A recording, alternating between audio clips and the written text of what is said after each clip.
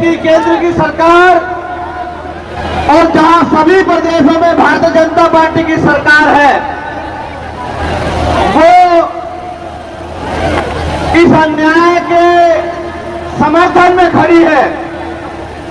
वही इस देश की किसान कमेरी कौम जो हमेशा से अन्याय के, चाहे वो अंग्रेजों का अन्याय हो या किसी और का अन्याय हो, जिन्होंने हमेशा मुकाबला किया, उन कौमों ने फिर मान सम्मान और पगड़ी की इस लड़ाई में आवाज दी है।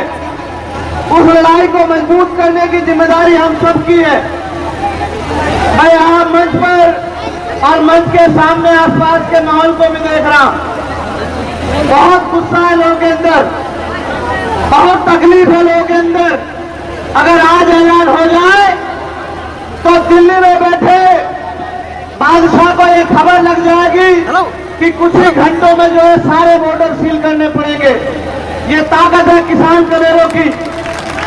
लेकिन सवाल यह है कि आज मुकाबला किससे है और आज हालात क्या है, इसको भी समझना और देखना पड़ेगा। अगर मुकाबला उन लोगों से होता जिनमें चरित्र है, जिनका जमीर जिंदा है, जिनके अंदर इंसानियत है, तो मुझे लगता है उनसे मुकाबला करने के लिए पहलवान काफी थे। लेकिन मुकाबला उनसे है जो बहन बेटियों की आवाज को, इस अन्याय को दिल्ली की कुर्सी में बैठ के नहीं देख रहे या देखना नहीं चाहते।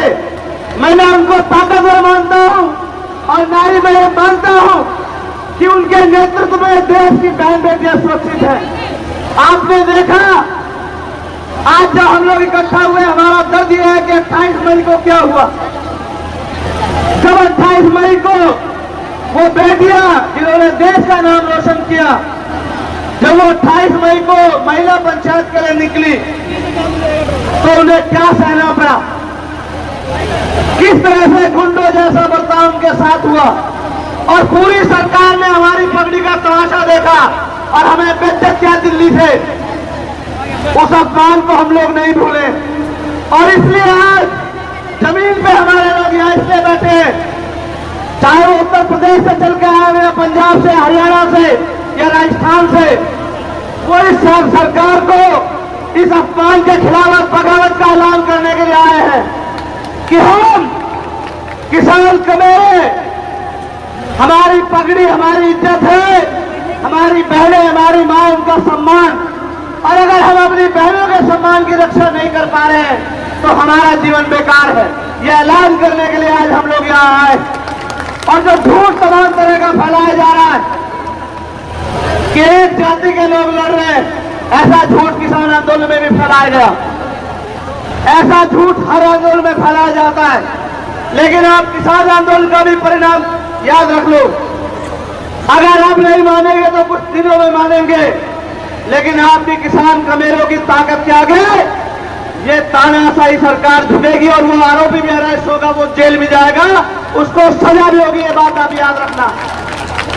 ये किसान कमेरों की धरती भी है और बाबा साहब अम्बेडकर, सर छोटू राम, चौधरी चरण सिंह जी और तमाम महापुरुष जिन्होंने अपने इस किसान कमेरे वर्ग के हक अधिकार की लड़ाई लड़ी, आज उनकी एकता को बुलंद करने के लिए आप लोग आए। और हम ये मानते हैं कि सरकार से बिना एकता के नहीं जीता जा सकता है। वो एकता जो इनकी जड़ें उखाड़ देगी, और वो एकता एकमात्र एकता है किसान कमेरों की एकता। गांव में रहने वाला किसान कमेरा जो एक दूसरे का साथी है, अगर वो एकजुट हो जाएगा, भाईचारा बनाएगा, इनकी नफरत के एजेंडे में नहीं आएगा और हक हकूक की लड़ाई सड़क पे लड़ेगा, अपने नेताओं के, अपने लीडर के हक हकूक उनके निर्देश में काम करेगा, तो मेरा ये मानना है कि आज नहीं तो बहुत जल्द ये सरकार घुटनों पे आएगी और देश के प्रधानमंत्री फिर से माफी मांग किसानों से, कमेरों से, महिला पहलवानों से, हमारे पुरुष पहलवानों से, हमारे कोचे से, सबसे माफी मांगेंगे और ये कहेंगे कि हमने गलती की, हमने गुंडे का, आरोपी का साथ दिया। और मेरा यह मानना है जैसे जैसे आपकी पंचायत बढ़ेगी, जैसे जैसे आपका झंडा डंडा एकजुट हो जाएगा, वैसे वैसे वो दिन करीब आता जाएगा। मुझे एक शिकायत है आपसे, ये कहना जरूरी है। आज हमें अपनी पगड़ियों को अपनी बहनों के सम्मान में इकट्ठा कर लेना चाहिए। जब बात आन में आ जाए, जब बात इज्जत में आ जाए, तो फिर हमें अपने नाक को नहीं देखना चाहिए, अपनी पगड़ी को नहीं देखना चाहिए। हमारी पगड़ी, हमारी बहनें, हमारा गौरव, हमारा सम्मान। मैं ये बात आपसे इसलिए कह रहा हूं कि हालात देखिए, अगर हम अपनी बहनों के सम्मान की रक्षा नहीं कर पाए तो घर जाके अपनी बहन बेटियों को क्या जवाब दे पाएंगे, ये भी सवाल आप अपने आप से करना। आज हमें अपनी पगड़ी की नहीं, अपनी एकता को मजबूत करने की जरूरत है। हमें सर्वे सर्वा बनने की नहीं, हमें अपने हिस्से में इस जीत को लेने की नहीं। ये बहन बेटियां हमारी पहलवान जीते, उनके आंसुओं का मोल हो और फिर कोई ताकतवर हमारी पगड़ी से ना खेल पाए, इस बात का भी ध्यान रखना है, इस बात की भी इज्जत रखनी है। आज ये जिम्मेदारी हमारे कंधों पर है सब लोगों की। इसलिए मैं आपसे कहना चाहता हूं, अगर वाकई में जीत रहा है तो एकजुट होकर लड़ो। और हमारे पास गार्जियन के रूप में गवर्नर साहब बैठे हैं। 2-3 मसले जो उन्होंने उठा रखे हैं, चाहे वो पुलवामा का हो या किसानों के लिए एमएसपी की गारंटी का हो या मजदूरों के लिए न्यूनतम वेतन का हो, वो तभी कामयाब हो पाएगा जब हम इकट्ठे होकर इस लड़ाई को लड़ेंगे। वरना टुकड़ों में बैठ के हम कभी जीत नहीं सकते हैं।